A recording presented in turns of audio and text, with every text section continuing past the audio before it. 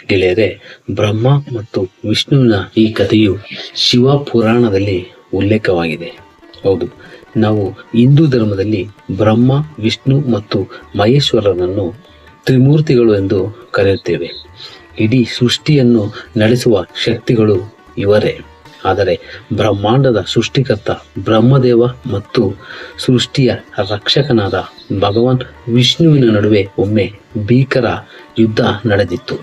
ಹೌದು, ಇವರಿಬ್ಬರ ಅಹಂಕಾರದ ಹೋರಾಟದಿಂದಾಗಿ ಇಡೀ ಬ್ರಹ್ಮಾಂಡವೇ ವಿನಾಶದ ಅಂಚಿಗೆ ತಲುಪಿತ್ತು. ಆ ಯುದ್ಧ ನಡೆದಿದ್ದೇಕೆ, ಅದನ್ನು ನಿಲ್ಲಿಸಲು ಮಹಾದೇವನು ಶಿವನು ಏನು ಮಾಡಿದನು, ಇಂದಿನ ವಿಡಿಯೋದಲ್ಲಿ ನಾವು ತಿಳಿದುಕೊಳ್ಳೋಣ. ಗೆಳೆಯರೆ, ಈ ಕತೆ ಆರಂಭವಾಗುವುದು ಸೃಷ್ಟಿಯ ಆರಂಭದ ದಿನಗಳಲ್ಲಿ. ಒಮ್ಮೆ ಬ್ರಹ್ಮದೇವನು ಭಗವಾನ್ ವಿಷ್ಣುವನ್ನು ನೋಡಲು ಕ್ಷೀರಸಾಗರಕ್ಕೆ ಬರುತ್ತಾನೆ.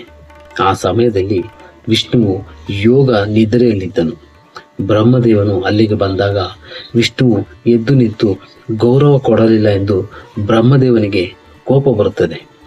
ಬ್ರಹ್ಮದೇವನು ಅಹಂಕಾರದಿಂದ, ನಾನು ಈ ಜಗತ್ತಿನ ಸೃಷ್ಟಿಕರ್ತ, ನಿನ್ನ ತಂದೆ, ನಿಮ್ಮನ್ನೆಲ್ಲ ಸೃಷ್ಟಿಸುವನು ನಾನೇ.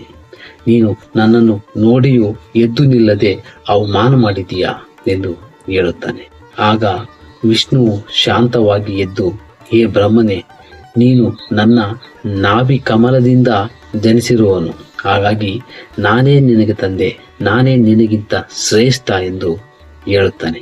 ಹೀಗೆ ಇವರಿಬ್ಬರ ನಡುವೆ ಈ ಮಾತಿನ ಚಕಮಕಿ ಜೋರಾಗಿ ಜಗಳವಾಗಿ ಬದಲಾಗುತ್ತದೆ. ಇಬ್ಬರು ಅಹಂಕಾರವೂ ಸಹ ನೆತ್ತಿಗೇರುತ್ತದೆ. ಕೊನೆಗೆ ಇಬ್ಬರು ಯುದ್ಧಕ್ಕೆ ಸಿದ್ಧರಾಗುತ್ತಾರೆ. ಬ್ರಹ್ಮದೇವನು ತನ್ನ ಹಂಸವಾಹನವನ್ನು ಏರಿ ಬಂದರೆ ವಿಷ್ಣುವು ತನ್ನ ಗರುಡ ವಾಹನದ ಮೇಲೆ ಬರುತ್ತಾರೆ. ಹೀಗೆ ಇಬ್ಬರು ಪರಸ್ಪರ ಯುದ್ಧಕ್ಕೆ ಸಿದ್ಧರಾಗುತ್ತಾರೆ. ಇವರಿಬ್ಬರ ನಡುವೆ ಸಾಮಾನ್ಯ ಯುದ್ಧ ನಡೆಯುವುದಿಲ್ಲ, ಬದಲಿಗೆ ಬ್ರಹ್ಮಾಂಡವೇ ನಡುಗುವಂತ ದಿವ್ಯಾಸ್ತ್ರಗಳ ಪ್ರಯೋಗಗಳಾಗುತ್ತವೆ.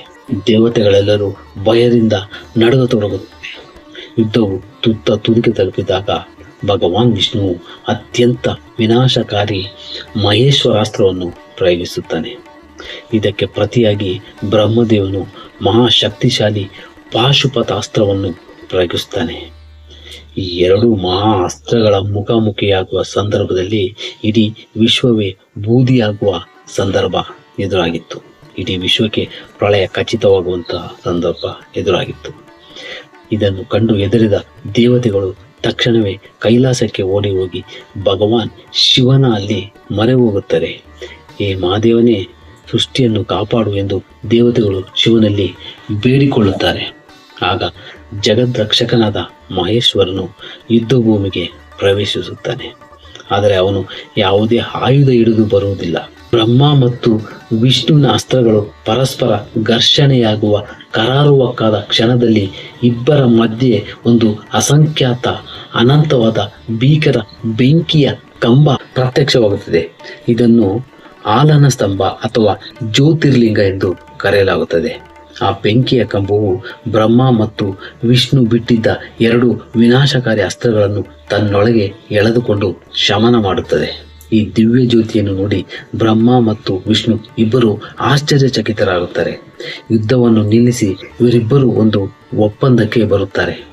ಈ ಬೆಂಕಿಯ ಕಂಬದ ಆರಂಭ ಎಲ್ಲಿದೆ ಮತ್ತು ಕೊನೆ ಎಲ್ಲಿದೆ ಎಂದು ಇಬ್ಬರು ಕಂಡುಹಿಡಿಯಲು ಪ್ರಯತ್ನಿಸುತ್ತಾರೆ.